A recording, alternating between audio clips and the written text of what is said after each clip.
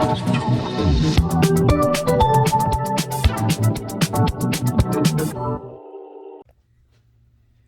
up, everybody? It's time for another Random Talk Tuesday video.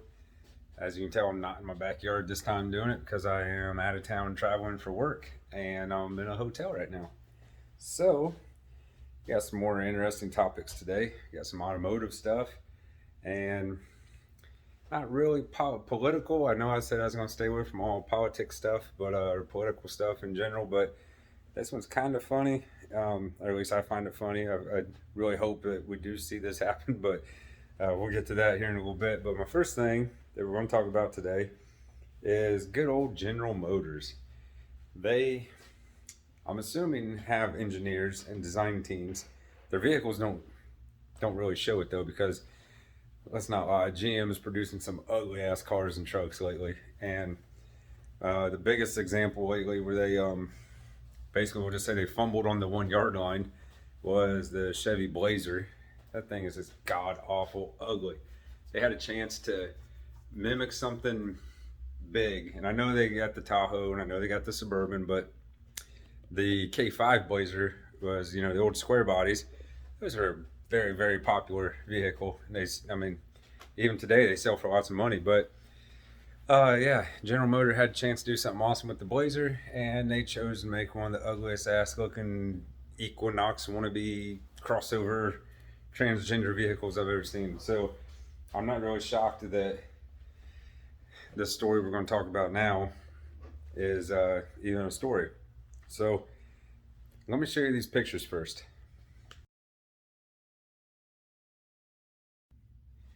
All right, so as you can tell in that picture, that is a car jack. That is a jack that comes stock in your vehicle with, you know, your spare tire, the whole deal. That jack is made out of plastic. Swear to God, it's made out of plastic, and it's actually created a recall right now for the Buick Encores and the Chevy Trailblazers. I didn't even know they still made the Trailblazer, to be honest with you. I thought that was a done thing too, but maybe they're talking about the Chevy Blazer. I don't know, but either way, yeah, they make the jacks out of plastic, and it's causing owners to get stranded.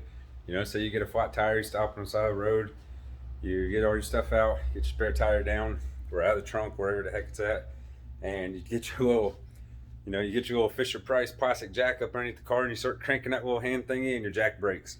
Car might have went up maybe a couple inches off the ground, then it falls back down on the ground, whatever. Possibly get hurt, I guess, but yeah.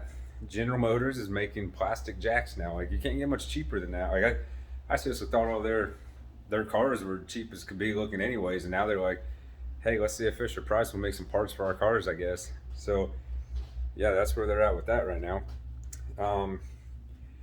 Next thing I want to talk about is Ford Motor Company.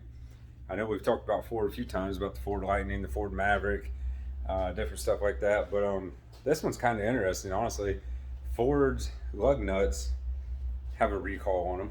The lug nuts are literally swelling up. Evidently Ford's got big nuts. So check out these pictures of these lug nuts I was able to find online real quick. Alright, those lug nuts right there are swollen lug nuts that had to be replaced by Ford. So basically what's happening, and this is right off of the website, quote from Ford, is most lug nuts are a one-piece hardened steel, but Ford chose a design that puts an aluminum cap over a steel core. The cap is notorious for swelling and delaminating when it gets hot, and it's also a great place to trap moisture and promote corrosion. The end result is a lug nut that is too large for a standard wrench, or one that fuses so tightly you need a drill, welding torch, and 7 Hail Marys to get it to budge. So yeah, evidently, I don't know what the heck they did there. I thought lug nuts pretty simple, but evidently they're just trying to make them a more fancy, maybe you know, because it's steel. Steel's going to rust depending where you live at, the environment your vehicle's in. So they put this nice little aluminum cap over them, and it ain't working. So whatever, it is what it is. I don't own a Ford, so I guess it's not my problem. But all you Ford owners, you better go check your nuts if you got any, because they swelling up and you won't be able to get them off. And then our last topic, and like I said, I told you guys when we started this Random Talk Tuesdays, we would not discuss politics.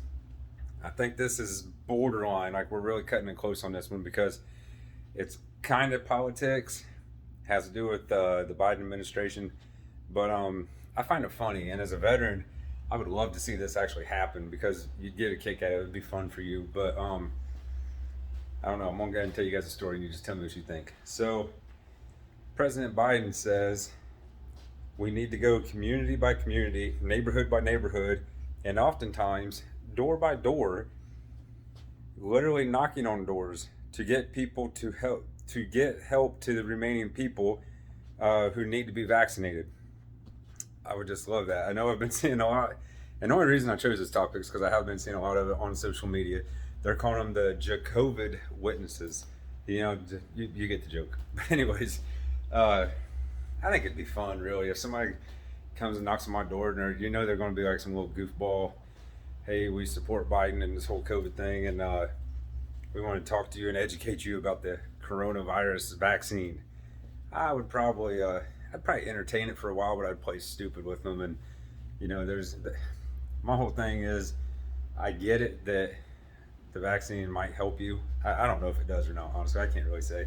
But the whole thing of them going door to door and trying to convince you to get this vaccine is like, it's mind blowing. And what's really mind blowing is this should be the easiest vaccine or the easiest thing the Biden administration has to do their whole entire 4 years in office, because the vaccine came out under the Trump administration.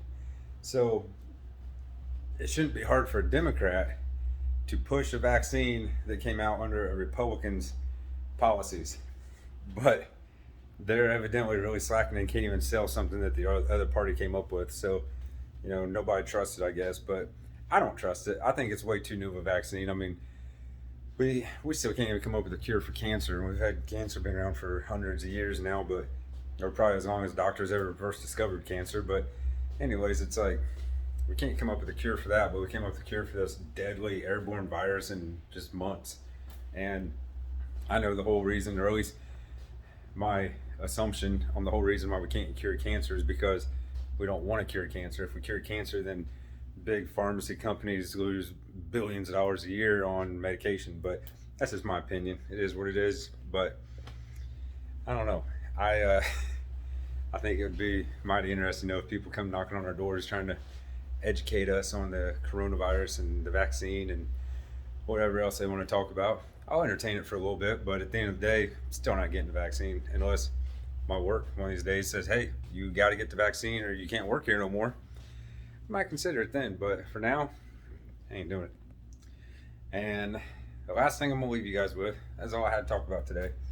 But last thing I'm going to leave you guys with is this quote, and it's something to really think about because it makes a lot of sense.